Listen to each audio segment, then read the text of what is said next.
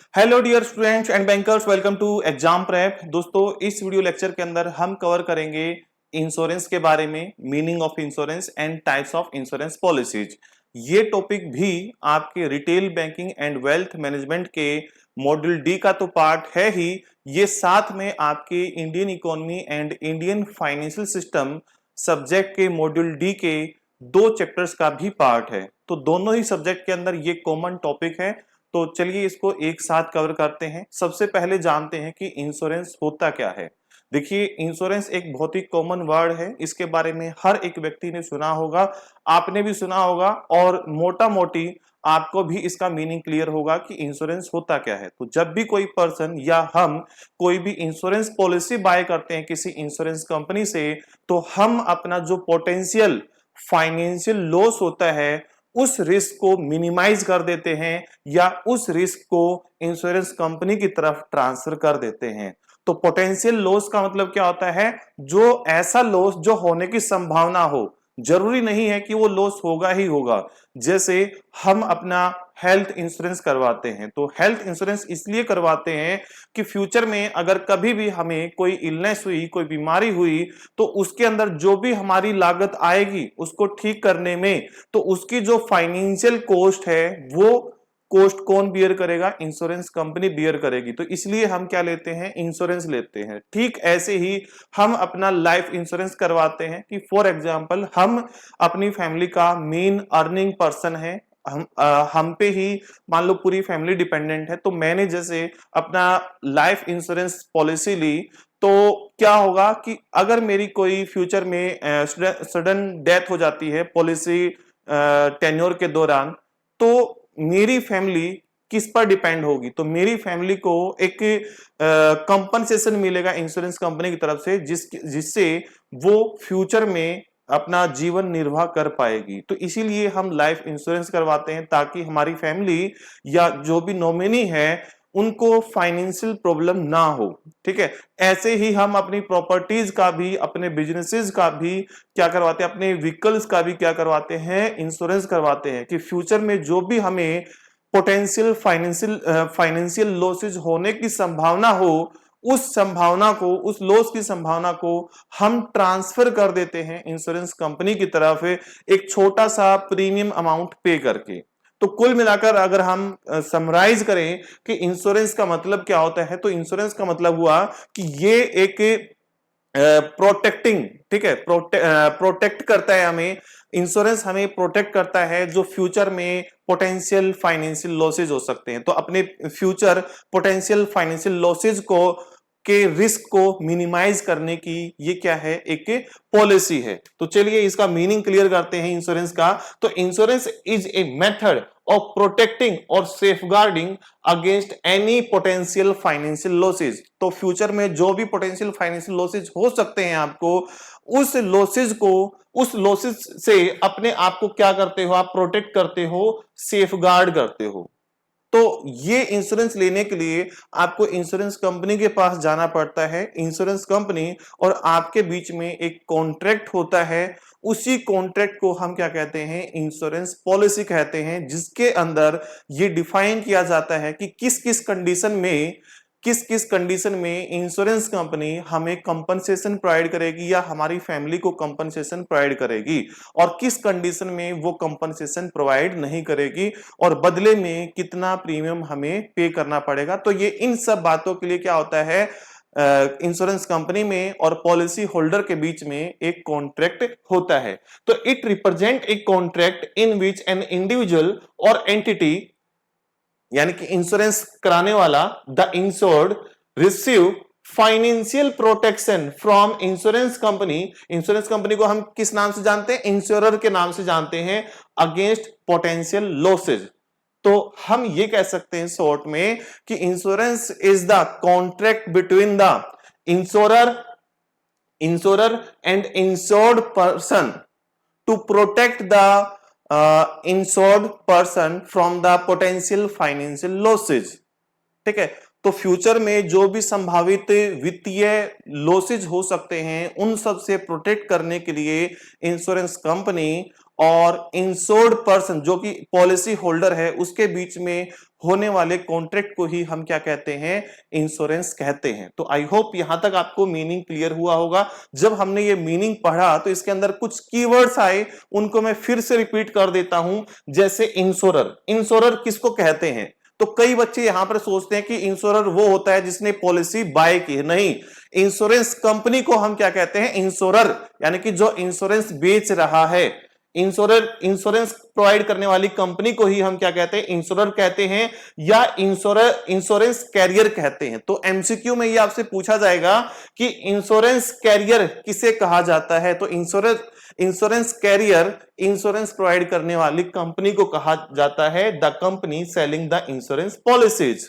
ठीक है, उसके बाद जो पर्सन इंश्योरेंस पॉलिसी बाय करता है उसको हम क्या कहते हैं, पॉलिसी होल्डर या इंश्योर्ड कहते हैं। क्या कहते हैं? पॉलिसी होल्डर या इंश्योर्ड, यानी कि जिसने इंश्योरेंस बाय किया है।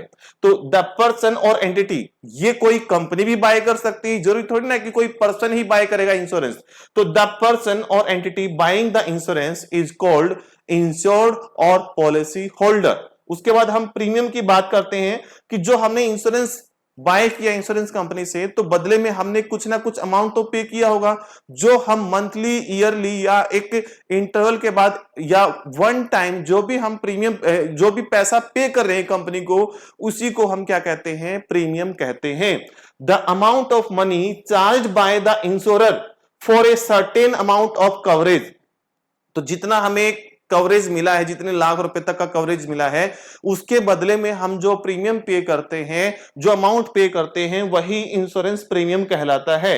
उसके बाद इंश्योरेंस पॉलिसी क्या होती है? तो इंश्योरर और इंश्योर्ड पर्सन के बीच में जो कॉन्ट्रैक्ट साइन हुआ है कि कितने अमाउंट तक की कवरेज मिलेगी, किस किस कंडीशन में कंपनसेशन मिलेगा, किस कंडीशन में कंपनसेशन नहीं मिलेगा, बदले में कितना प्रीमियम पे करना होगा, कितने अमाउंट, कितने टाइम के लिए वो प्रीमियम पे करना होगा, ये सारा जो कॉन्ट्रैक्ट है, ये कॉन्ट्रैक्ट ही क्या कहलाता है, इंश्योरेंस पॉलिसी कहलाता है। A legal contract that specify the conditions and circumstances under which the insured will be financially compensated is called insurance policy.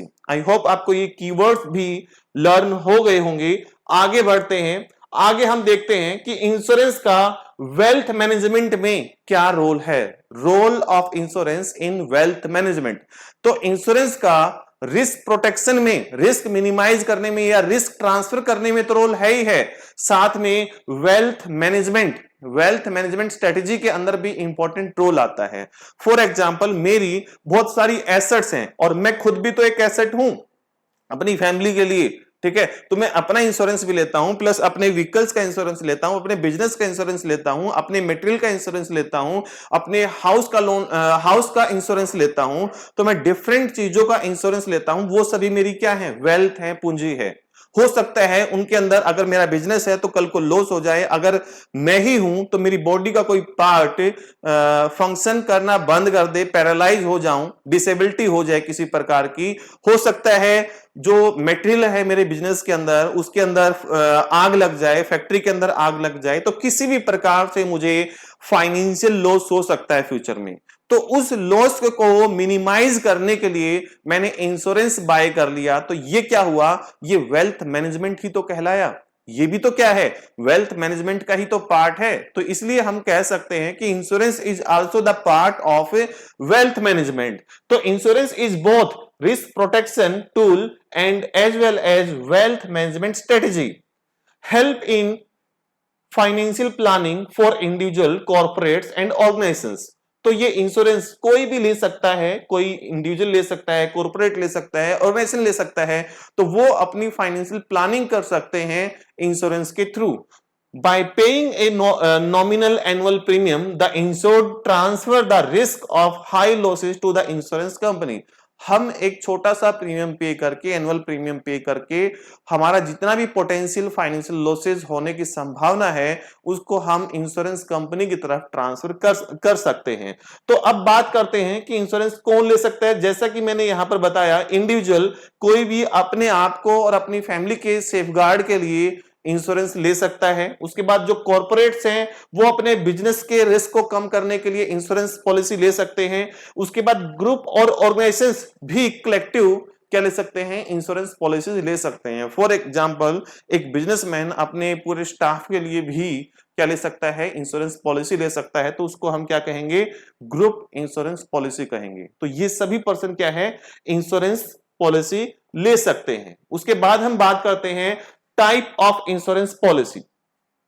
जो मेजर टाइप इंश्योरेंस पॉलिसीज की, उनके बारे में यहां पर हम बात करेंगे। तो पहला है लाइफ इंश्योरेंस पॉलिसी।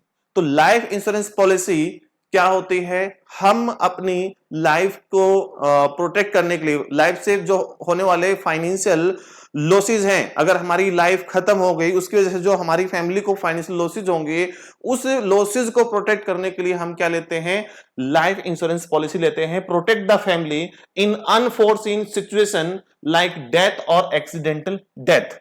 तो फैमिली को फाइनेंशियल लॉसेज से प्रोटेक्ट करने के लिए फ्यूचर में, उसके लिए हम क्या लेते हैं, लाइफ इंश्योरेंस पॉलिसी लेते हैं। देखिए लाइफ इंश्योरेंस पॉलिसी हमारे लिए कभी भी काम नहीं आएगी। काम किसके आएगी, हमारी फैमिली के ही काम आएगी, जो नॉमिनी होगा उसके ही काम आएगी। ठीक है, फॉर एग्जाम्पल अगर मैं अर्नर हूं अपनी फैमिली का, मैं ही एक ऐसा पर्सन हूं जिसके ऊपर पूरी की पूरी फैमिली डिपेंडेंट है, और कल को मुझे ही कुछ हो जाता है, तो उस कंडीशन में मेरी जो फैमिली है वो किसके ऊपर आश्रित होगी, उसका जीवन निर्वाह कैसे होगा। तो उस अपनी फैमिली के जीवन निर्वाह को प्रोटेक्ट करने के लिए, अपनी फैमिली की स्टेबिलिटी के लिए मैं क्या करूंगा, मैं आज ही अपना लाइफ इंश्योरेंस पॉलिसी ले लूंगा कि फ्यूचर में अगर मेरी डेथ या एक्सीडेंटल डेथ होती है तो उस कंडीशन में इंश्योरेंस कंपनी यानी कि इंश्योरर मुझे एक कंपनसेशन प्रोवाइड करेगा मेरे नाम से, जो कि मेरी फैमिली को मिलेगा, और मेरी फैमिली उससे अपना गुजारा चला पाएगी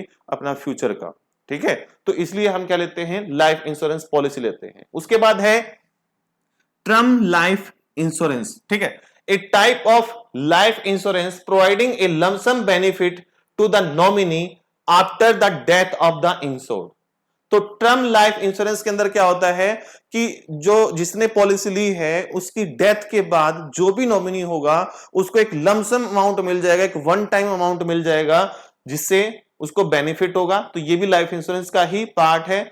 उसके बाद हम बात करते हैं हेल्थ इंश्योरेंस। हेल्थ इंश्योरेंस क्यों लेते हैं, क्योंकि कोई भी हमें मेडिकल इमरजेंसी आ सकती है जिसके अंदर हमें बहुत सारे जो खर्चेज उठाने पड़ते हैं, किसी प्रकार की इलनेस हो सकती है, कोई सर्जरी हो सकती है, कोई सर्जरी हो सकती है, कोई इलनेस हो सकती है, कोई डिसीज हो सकती है, जिसके अंदर काफी कॉस्ट आएगी, और वो कॉस्ट के लिए अगर मेरे पास फ्यूचर में हो सकता है अरेंजमेंट ना हो, तो उस रिस्क को मैं ट्रांसफर या मिनिमाइज करने के लिए क्या लेता हूं, हेल्थ इंश्योरेंस पॉलिसी लेता हूं। तो health insurance policy provide coverage against medical and surgical expenses. Medical and surgical expenses, किसी प्रकार की इलनेस होती है, डिसीज होती है, जो कि इंश्योरेंस कॉन्ट्रैक्ट या इंश्योरेंस पॉलिसी के अंदर कवर्ड हैं, उनके अगेंस्ट मैं अपने आप को, अपनी हेल्थ को प्रोटेक्ट करता हूं, जो फाइनेंशियल लॉसेज मुझे हो सकते हैं। ठीक है, हेल्थ को प्रोटेक्ट नहीं करता, हेल्थ से रिलेटेड जो मुझे फाइनेंशियल लॉसेस फेस करने पड़ेंगे, जो खर्चे होंगे, वो खर्चे ना मुझे करने पड़े फ्यूचर में, उसको मिनिमाइज करने की कोशिश करता हूं। उसके बाद है डिसेबिलिटी इंश्योरेंस। तो भाई फॉर एग्जाम्पल कोई ड्राइवर है, तो वो ड्राइव करता है, उसको उसके हाथ भी चाहिए ड्राइव करने के लिए, उसके पैर भी चाहिए, उसकी आई साइट भी चाहिए। तो ये उसकी बॉडी के इंपॉर्टेंट ऑर्गन्स हैं। अगर कल को इनमें से किसी भी एक के अंदर डिसेबिलिटी आ जाती है तो फ्यूचर में ड्राइविंग नहीं कर पाएगा, वो अपना जीवन निर्वाह नहीं कर पाएगा, जॉब नहीं कर पाएगा।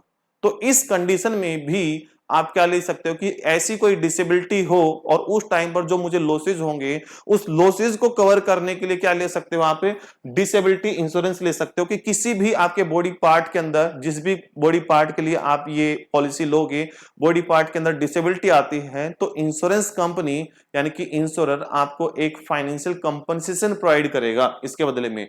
Offer protection in case of physical disability covering the loss of income during long term non productive periods. तो जो भी नॉन प्रोडक्टिव पीरियड्स रहेगा उसके लिए आपको कंपनसेशन प्रोवाइड करेगी इंश्योरेंस कंपनी। उसके बाद है ऑटो इंश्योरेंस। ऑटो इंश्योरेंस के अंदर किसी प्रकार का डैमेज हो सकता है, उनकी थेफ्ट हो सकती है या एक्सीडेंट हो सकता है, उसकी वजह से जो आपको फाइनेंशियल लॉसेज हो सकते हैं उसको कंपनसेट करने के लिए, उस रिस्क को मिनिमाइज करने के लिए आप क्या लेते हो, ऑटो इंश्योरेंस लेते हो। ठीक है। उसके बाद है होम इंश्योरेंस। तो होम इंश्योरेंस हम क्यों लेते हैं, किसी प्रकार की थेफ्ट हो सकती है या अर्थक्वेक आ सकता है, स्ट्रक्चरल डैमेज हो सकता है जिसमें फायर लग सकती है, अर्थक्वेक हो सकता है या किसी और प्रकार का डिजास्टर हो जिसकी वजह से आपका जो फाइनेंशियल लॉस होगा, घर का स्ट्रक्चर खराब हो जाएगा, तो उसको प्रोटेक्ट करने के लिए जो भी आपको लॉसेज होंगे उस लॉसेज को प्रोटेक्ट करने के लिए आप होम इंश्योरेंस पॉलिसी लेते हैं। Protect the houses against the risk like structural damage, fire, earthquake and other disasters. उसके बाद है ट्रेवल इंश्योरेंस। तो आप ए डेस्टिनेशन से बी डेस्टिनेशन तक आप ट्रेवल करते हैं, इस बीच में किसी प्रकार की थेफ्ट हो जाती है, आपके साथ कुछ गलत हो जाता है, तो उसको प्रोटेक्ट करने के लिए, उसके अंदर होने वाले फाइनेंशियल लॉसेस को प्रोटेक्ट करने के लिए ट्रेवल इंश्योरेंस लिया जाता है। Cover losses due to unexpected events during the international और domestic travels like lost baggage, trip cancellation and medical emergencies. तो ट्रेवल करते समय आपको कोई मेडिकल इमरजेंसी आ गई तो उसके अंदर जो आपको एक्सपेंसेस बियर करने होते हैं वो भी कवर हो जाएंगे। आपका बैगेज लॉस हो जाता है, कई बार आप ट्रेवल करते हैं तो वो भी यहां पर कवर हो जाएगा। ठीक है। ट्रिप कैंसिलेशन हो जाती है, वो भी यहां पर क्या होगी, कवर होगी। तो ये थे डिफरेंट टाइप के जो इंश्योरेंस पॉलिसीज। तो यहां पर हमने समझा कि इंश्योरेंस का मतलब क्या होता है, कौन कौन सी इंपॉर्टेंट टर्म्स होती हैं और कौन कौन सी इंपॉर्टेंट इंश्योरेंस पॉलिसीज होती है। चलिए मिलते हैं नेक्स्ट सेशन के अंदर, इसका अगला पार्ट हम कवर करेंगे। हेल्थ इंश्योरेंस क्या होता है, लाइफ इंश्योरेंस क्या होता है और जनरल इंश्योरेंस क्या होता है, इन सब के बारे में हम कवर करेंगे नेक्स्ट पार्ट के अंदर। Have a nice day.